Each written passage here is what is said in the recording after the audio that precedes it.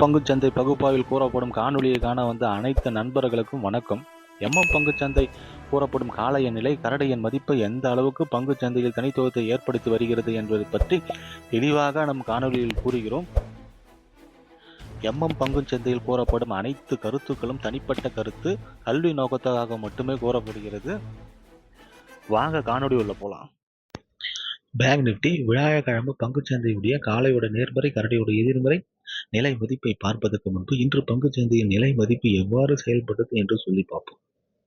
செவ்வாய்க்கிழமை பங்குச்சந்தை முடிவில் நம்ம என்ன பேசியிருந்தோம்னா 59,038 நேர்மறையும் 58,958 எதிர்மறையும் பேசியிருந்தோம்.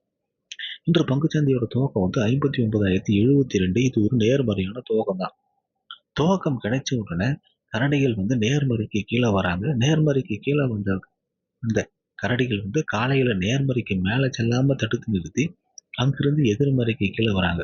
எதிர்மறைக்கு கீழே வந்தவுடன் காளைகளை எதிர்மறைக்கு மேலே செல்லாமல் தடுத்து நிறுத்தி காளையோட இலக்கு 58,838 என்ற நிலையை அடைகிறாங்க.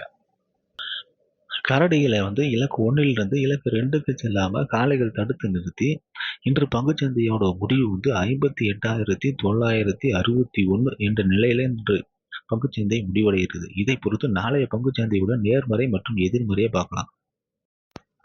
பேங்க் நிப்டி இன்று பங்குச்சந்தையோட முடிவு 58,961. இதை பொறுத்து நாளைய பங்குச்சந்தையோட நேர்மறை மற்றும் எதிர்மறையில எந்தவித மாற்றமும் கிடையாது. நேர்மறை 59,038, இலக்கு 1 59,168, இலக்கு 2 59,362. எதிர்மறை 58,958, இலக்கு 1 58,838, இலக்கு 2 58,658.